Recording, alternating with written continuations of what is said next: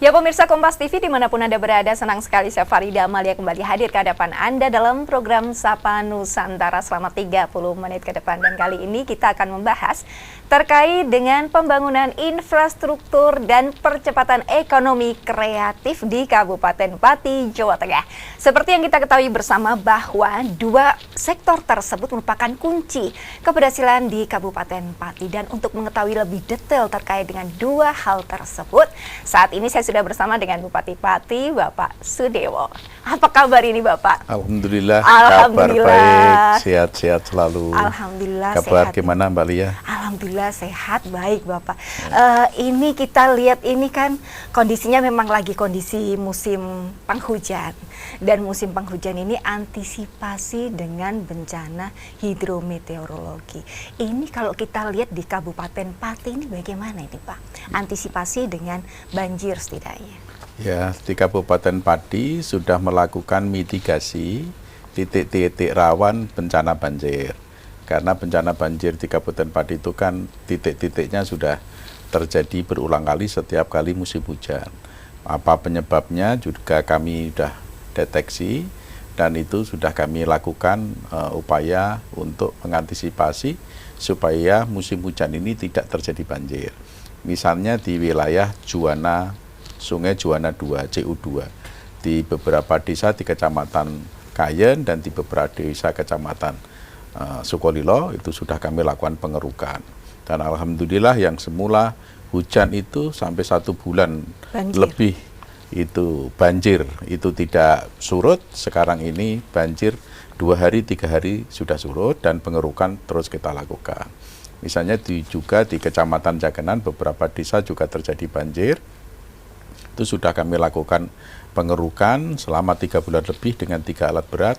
Alhamdulillah musim hujan yang sudah sekian lama pada saat ini di sana juga tidak terjadi banjir. Adapun banjir di Kecamatan Batangan itu disebabkan karena 2 jembatan di Jalan Pantura yang rendah dan itu menjadi kewenangan Pak Menteri PU dan itu sudah kami laporkan, sudah kami koordinasikan dengan Pak Menteri PU. Alhamdulillah direspon baik, insya Allah di tahun anggaran 2026 2 jembatan itu ditangani sehingga akar permasalahan itu akan bisa teratasi. Di sana ada tanggul jebol. Tanggul jebol itu ya penyebabnya karena 2 jembatan tersebut. Jadi kalau 2 jembatan itu bisa diatasi, tanggul tersebut nantinya juga tidak akan jebol.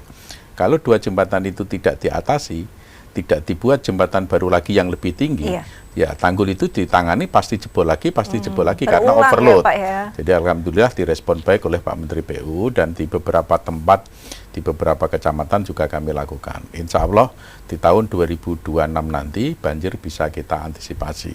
Amin. Semoga nanti kita tunggu 2026. Dan kebijakan kami menempatkan alat-alat berat pada titik-titik rawan terjadinya banjir. Dan itu bila mana ada satu hal yang sekiranya mengkhawatirkan, alat berat tersebut langsung turun di lapangan. Berarti sudah siaga semua sudah ini siaga. Ya, pemetaannya dari mitigasi dari Kabupaten Pati terkait dengan antisipasi bencana hidrometeorologi. Ini kan berarti terkait dengan infrastruktur juga ya Bapak, termasuk banjir langganan di depan rumah sakit Kayen itu. Itu sampai berhari-hari tidak surut dan tinggi sekali. Alhamdulillah sekarang ini tidak terjadi banjir karena drainase, sistem drainasenya kami tangani. Termasuk konstruksi jalannya kami tinggikan. Seperti berarti akar permasalahannya udah dapat ini Pak ya. Kalau infrastruktur untuk yang Pak Sudewo sampaikan tadi, untuk yang tahun depan ini fokusnya nanti yang apa nih Pak, penanganan fokus infrastruktur? Tahun depan masih kami konsentrasi pada penanganan infrastruktur jalan. Di tahun 2025 ini kami fokus infrastruktur jalan dan kami lanjutkan di tahun 2026. Rencana kami infrastruktur jalan sampai dengan tahun anggaran 2026, 90% infrastruktur jalan kabupaten yang menjadi kewenangan pemerintah Kabupaten Pati itu sudah dalam kondisi bagus, kondisi mantap. Sehingga pada tahun anggaran 2027, anggaran kami tidak tersedot lagi untuk penanganan jalan, bisa digunakan untuk program atau sektor yang lain, pemberdayaan perekonomian, pelayanan kesehatan yang prima, pendidikan, sektor-sektor pertanian dan yang lain seperti itu. Karena kalau kita lihat jalan ini adalah salah satu pendukung utama lancarnya ekonomi ya Pak ya, menjadi penekanan utamanya di situ. Kita juga sempat melihat ini bahwa Kabupaten Pati ini menjadi kabupaten kreatif. Kita ucapkan selamat dulu pada Pak Sudewo ini karena Pati dinobatkan sebagai kabupaten kreatif, dan kita akan kupas terkait dengan apa yang menyebabkan Kabupaten Pati ini menjadi masuk dalam kabupaten kreatif usai jeda pariwara berikut ini.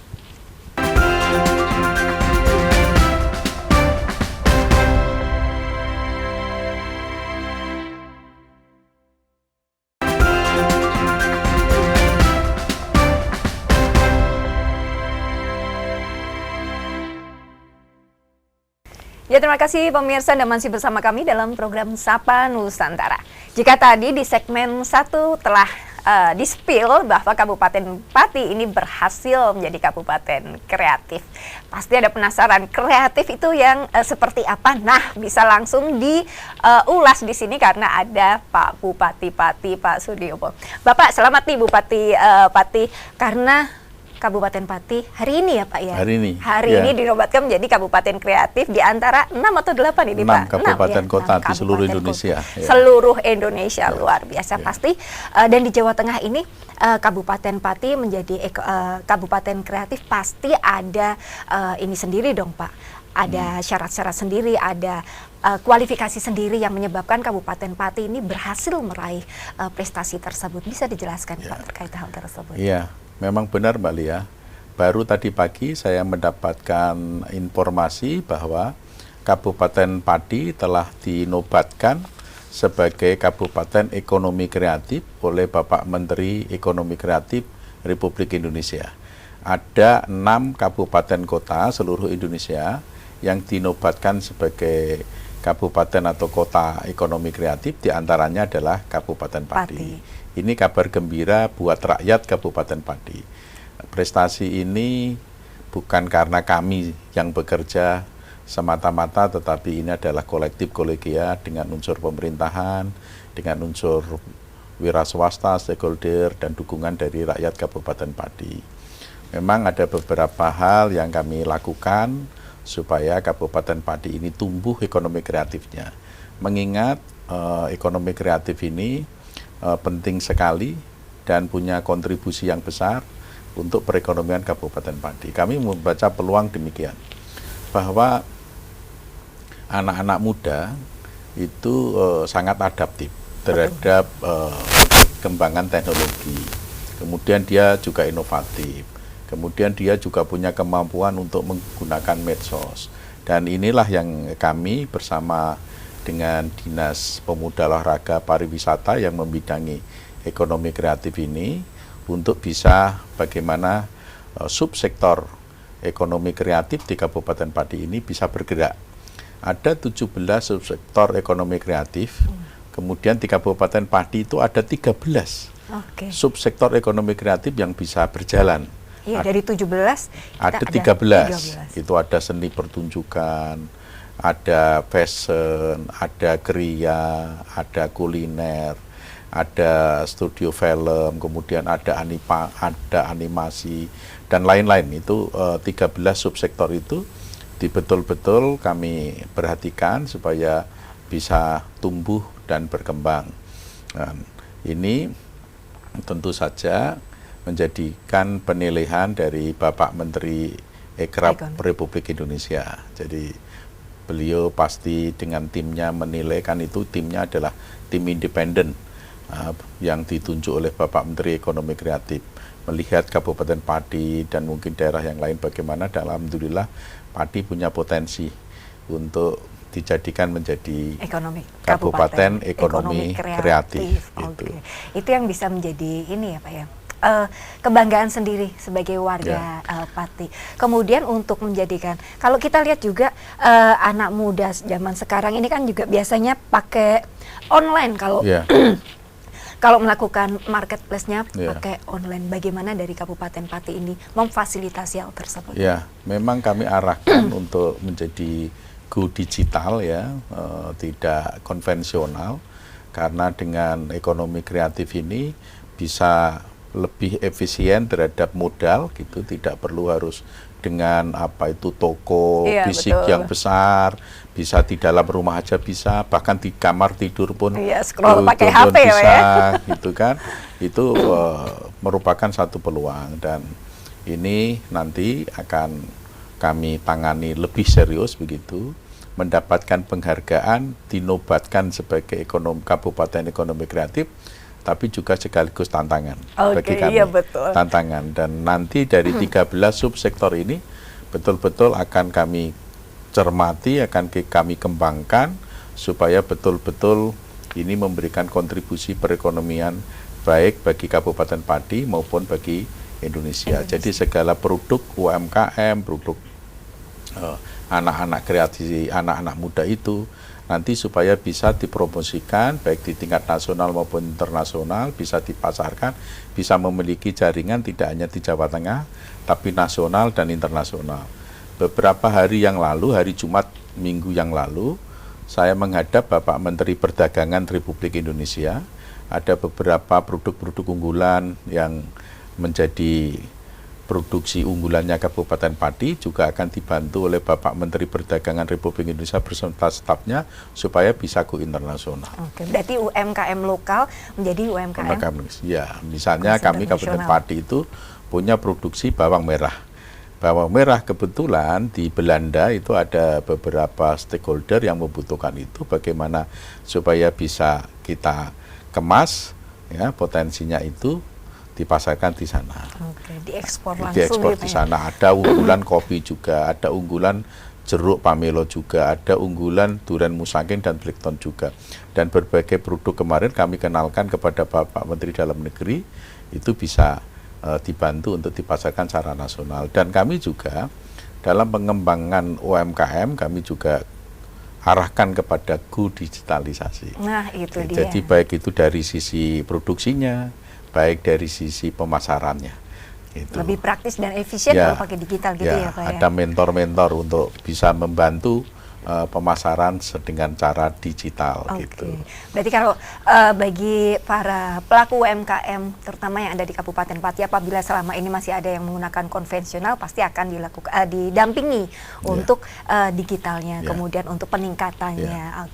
Terkait dengan kesehatan, nanti kita juga akan singgung usai jeda pariwara berikut ini.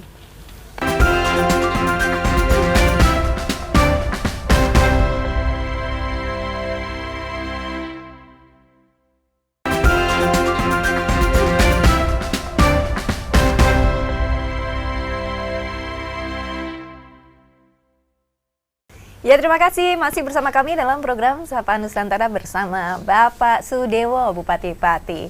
Jika tadi di segmen 1, 2 kita sudah bahas terkait dengan prestasi Kabupaten Pati, kemudian potensinya. Ada satu yang tadi di segmen 2 belum sempat dibahas, yaitu terkait dengan kesehatan. Ini bagaimana pelayanan kesehatan di Kabupaten Pati, Bapak? Ya, pelayanan kesehatan ini memang menjadi prioritas utama supaya bisa memberikan pelayanan kesehatan yang terbaik bagi masyarakat.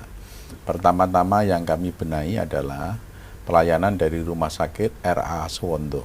Ini sekarang ini sudah berubah menjadi bersih, pelayanannya ramah, kemudian sarana prasarananya memadai, alat kesehatan sudah normal semua, kemudian juga tamannya ditata asri gitu ya. Kemudian dulu ruang tunggunya itu pengap, ya, kotor, itu sumuk, itu sekarang ini sudah ber-AC, tampilannya indah. Dulu MCU-nya itu juga tidak memadai, sekarang ini sudah ber-AC, sudah bagus, ruang tunggunya bagus. Dulu ngambil obat itu aja pagi sampai sore belum tentu sudah dapat, sampai keluarga pasien sudah pulang, obat baru dikasih tahu obatnya jadi. Sekarang ini nunggu obat paling lama 1 jam sudah dapat. Dan ke depan nanti akan kami kembangkan lagi, itu pengembangan IGD. Kemudian juga pengembangan IGD ini dibantu oleh Bapak Gubernur, kemudian pembuatan gedung 8 lantai rawat inap itu dari Bapak Menteri PU, dan alat kesehatannya segala macamnya itu nanti dibantu oleh Bapak Menteri Kesehatan. Oke, Tapi berarti tidak di situ saja, itu yang warga yang tidak terlayani BPJS, itu dari APBD Kabupaten Pati, kami perintahkan Dinas Sosial, Dinas Kesehatan, supaya semua itu tertangani oleh BPJS. Dan dari Dinas Kesehatan Kabupaten Pati memberikan pelayanan cepat kepada masyarakat dengan sistem jemput bola. Jadi petugas kesehatan dari puskesmas itu justru turun ke desa-desa pada hari tertentu itu melayani masyarakat di desa tersebut yang sifatnya dasar, ada tensi, ada gula darah, kemudian cek jantung, dan itu kemudian obat generik turun ke bawah. Oke, jadi itu kalau pelayanan ada lansia atau ini langsung lansia. ada jemput bola Langsung jemput bola gitu. Jadi nanti semakin sempurna lah, akan semakin baik pelayanan kesehatan di Kabupaten Pati. Ya. Oke. Nah, ini kebetulan ini kan memang kita ada di bulan Desember. Bulan Desember itu adalah ada event-event yang luar biasa, yaitu Natal dan Tahun Baru. Ya. Nah, terkait dengan Natal dan Tahun Baru, sejauh mana persiapan dari Kabupaten Pati menyambut Natal dan Tahun Baru? Ya, kemarin kami koordinasi dengan Forkopimda, dengan Kapolres, dengan Dandim, Kejaksaan, Pengadilan, dengan DPRD, dan juga dengan semua OPD, dan juga termasuk institusi-institusi yang terkait dengan pelaksanaan persiapan menyambut Nataru. Ada dari PLN, ada dari PDAM, ada dari Bulog, ada dari Jasara Harja. Itu mereka kami undang.